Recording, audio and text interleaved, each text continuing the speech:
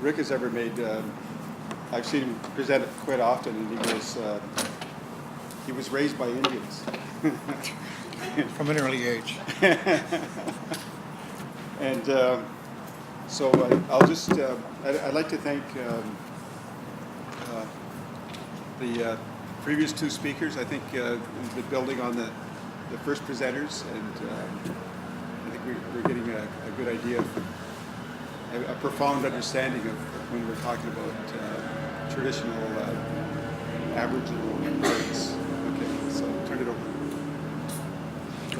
Okay. Hi, I'm Heather Campbell, and I'm an Inuit artist from Nunatsiavut, which is northern Labrador.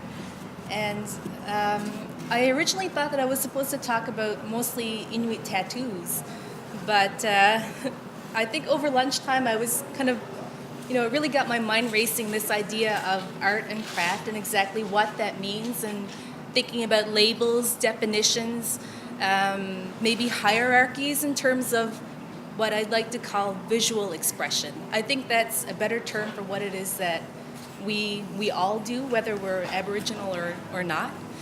I think about any crafts person, if they consider themselves an artist, then we should be respecting what it is that they're doing. What we do as artists or craftspeople is express ourselves, and our expression is tied to our identity.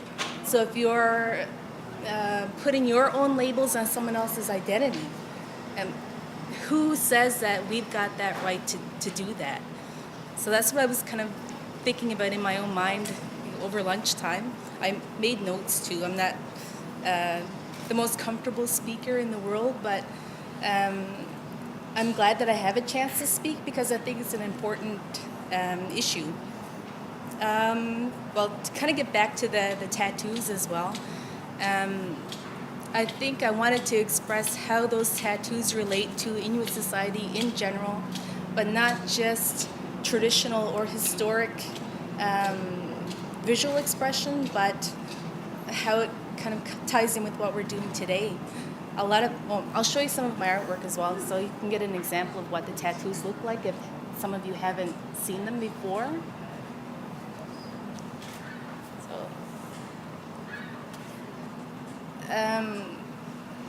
Whether you're making a painting like this or whether you're actually drawing on your own skin, medium is medium. It doesn't matter what medium that might be.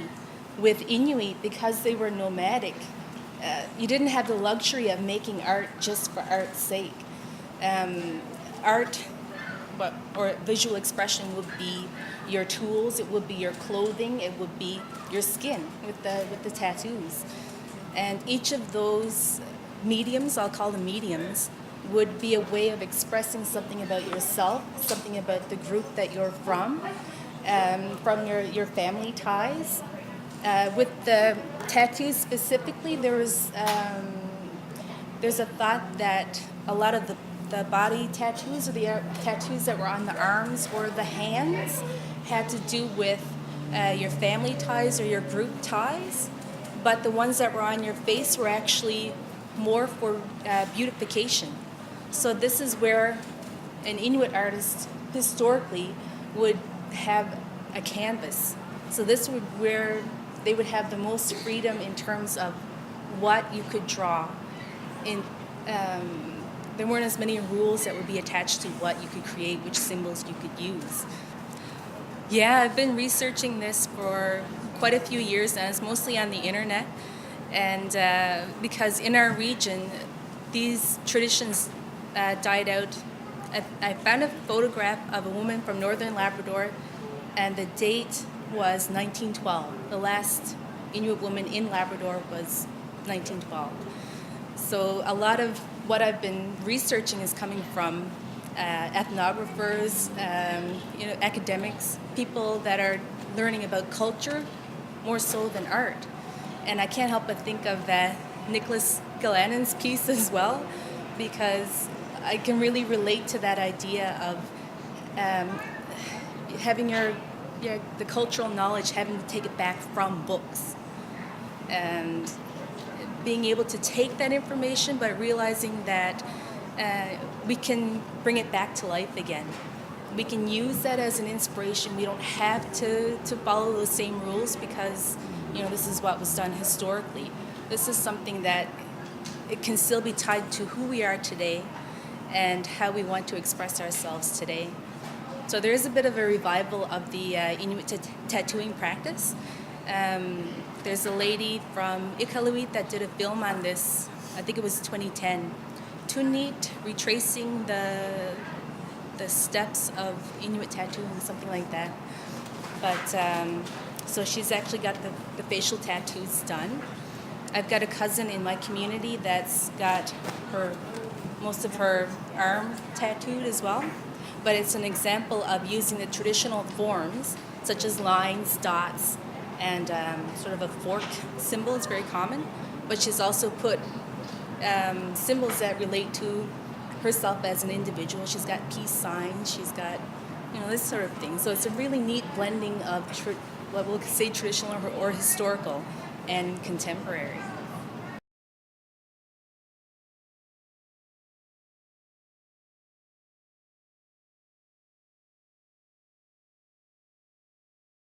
It would be lines, it would be dotted lines, or it would be this sort of a fork symbol as well. Sometimes when you see a whale, sort of a whale's tail symbol, it usually related to whaling, or if a woman, her father was a great whaler, that would be something that would be sort of what do you call it? It would be marked on her arm as a tribute to her father's hunting skill. So whether he had so many whales, that kind of thing.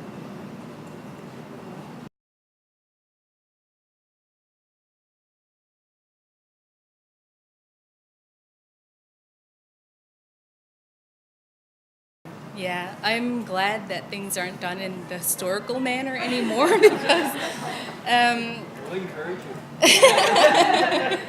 I'm not that tough.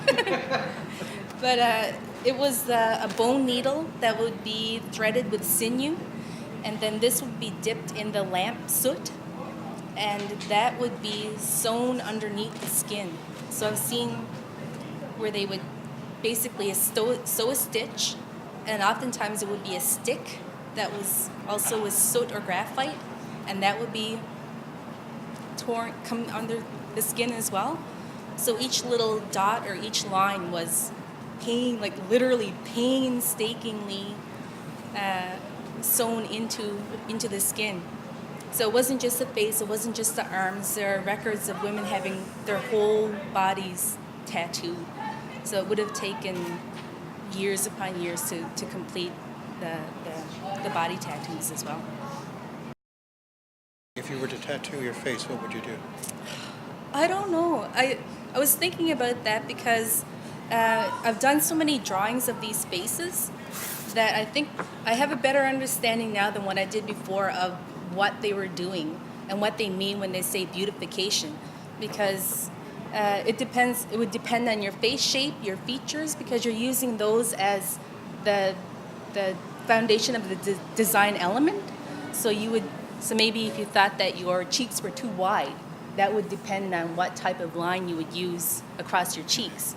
Or if you didn't like your forehead or whatever it was, in order to get that more symmetry within your face, you would use the tattoos in order to enhance different features and that kind of thing.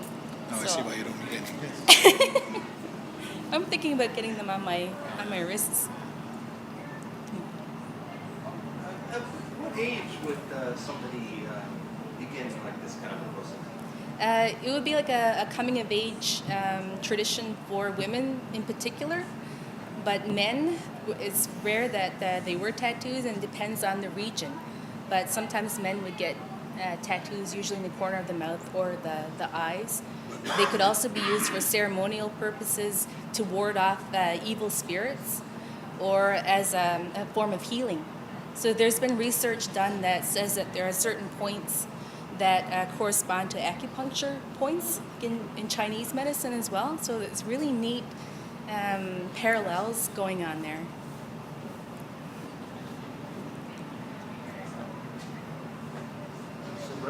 talk about tattoo? Nyawe skano sakweo. Nyawe means I'm thankful. Skano that you're healthy and you're well enough to be sitting here in front of us, and it applies to all of you.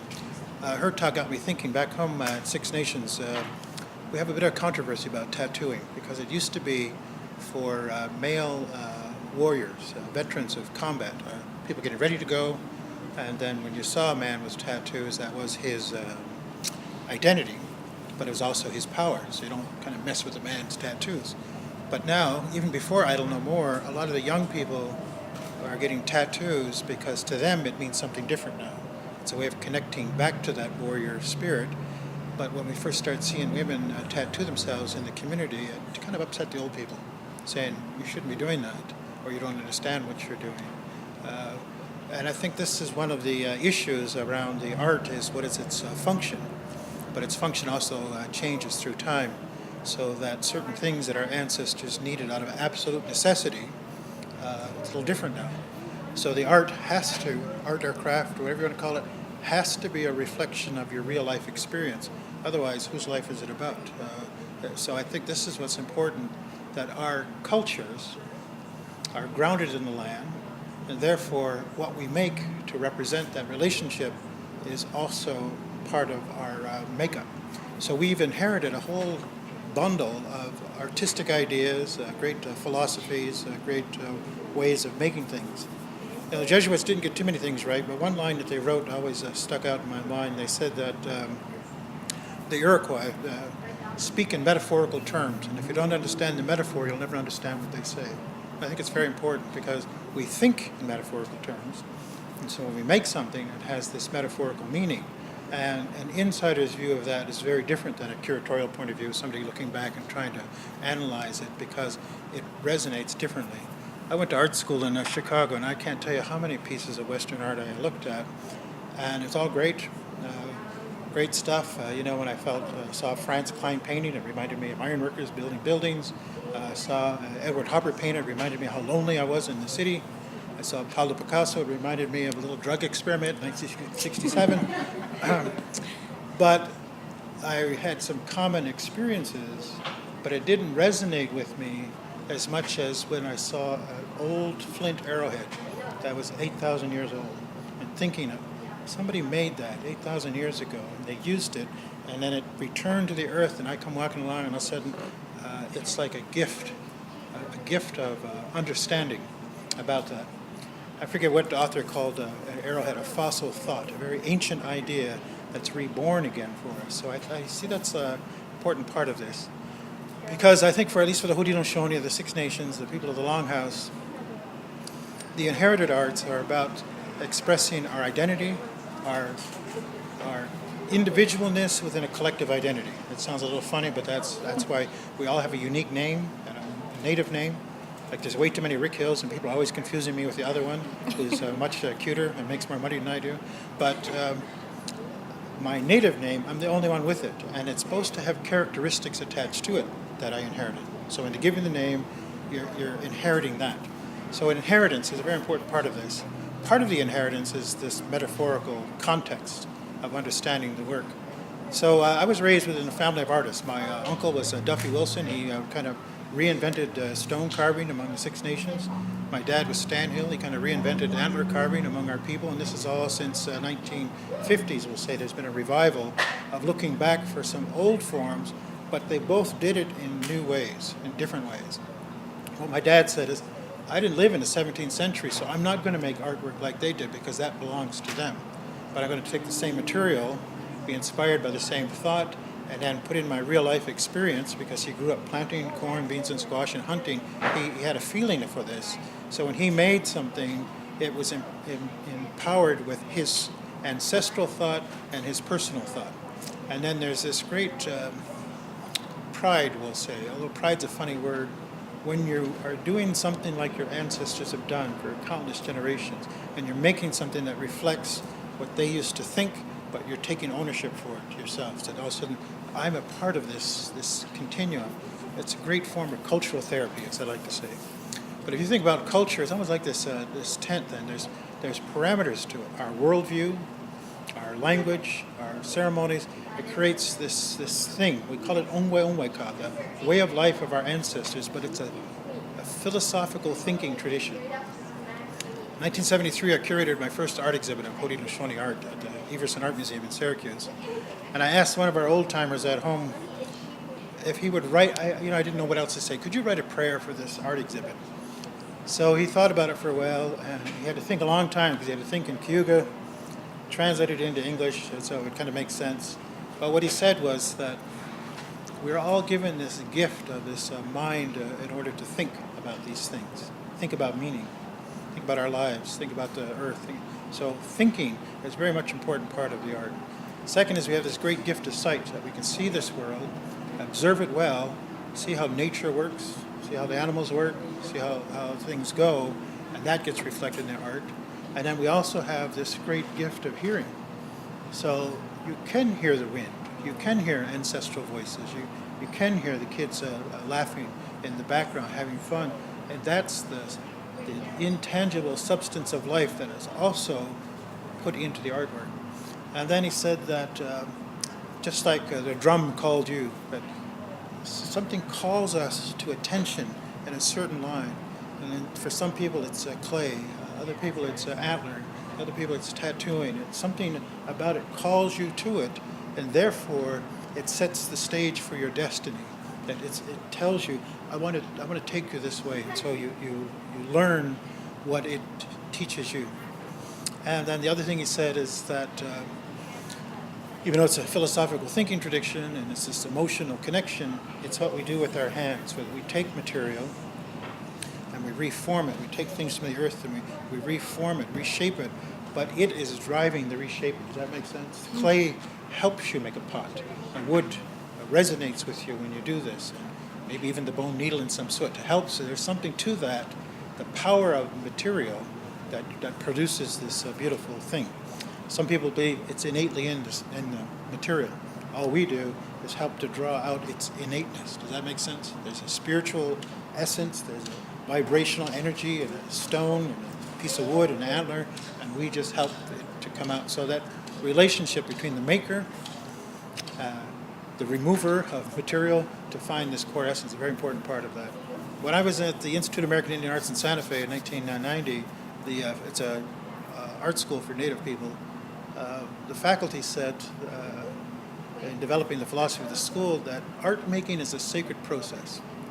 And this kind of stymied me for a while, because you have to think about the whole thing. Filmmaking, writing, performing, jewelry making, pottery making, all that. It's a sacred process. Of course, we're in Pueblo country, and to the Pueblos, everything is sacred. So I understood what they were talking about, and I said, but what does that really mean? But if you understand what this fellow meant, this old man, that's what he's talking about, is connecting to the innate spirit of the world that we're born into. And so I've often looked at it that way. The biggest difference I see then between objects that are made with this sense of inherited belief and identity and more modernistic works is that I don't care how great you are a painter or a sculptor of doing a figure dancing, it's just no way does it ever compare to being in the middle of the dance yourself, or being the singer singing its song, or create this movement of thought. So this work fits within that. So you'll see a whole line of women back home. They're all dressed similarly, but no two are alike. Colors are different. We can read the designs. We understand the metaphor, but each one also is themselves. So when you see that circle of beautiful women decorated themselves beautifully and understand the story, understand the song, understand where it comes from, that's what makes you believe in the culture. You feel it. You can't describe it. So after all these years of being a curator, I wrestled with this question many times. I used to be the manager of the Indian art collection here at Indian Affairs, and I used to work at the Smithsonian to help develop their fine art collecting policy. I now kind of believe that it doesn't matter what the definitions are, what the rules are, but we need to look at everything. We need to see everything's going on, because I guarantee you, young people are making very different art than I made when I was a young person, because their times are different and their needs are different. So for us to put any kind of box in which we're supposed to fit this stuff in, it just doesn't quite work. You always have to adjust it. If this tent was our culture, there's some artists dancing right on the edge, and they begin to push the walls. And every now and then, somebody actually steps outside and innovates, and within 50 years, that's the new tradition. And everybody's doing that. So our culture isn't stationary, it isn't stagnant, it isn't frozen in time.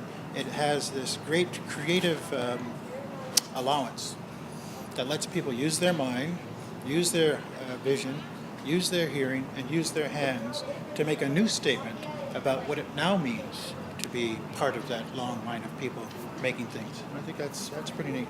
So traditional art will never grow old. That's all I got to say.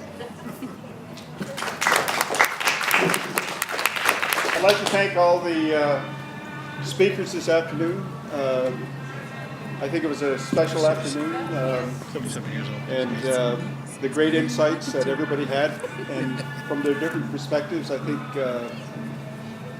to me, I think, Anne, you're opening a window, you know, and or opening a door, and the same with all the other speakers. It's part of our cultural traditions, adding new ideas and new thoughts by looking at the past. And I think Rick's father, Stan Hill, did that, and he was brave, like David. Rick's father and uncle both made a living like you did through their art. My dad didn't start until he was 55 years old. He used to be an ironworker, and he gave it all up. And one day he said, "I'm going to try to make some art."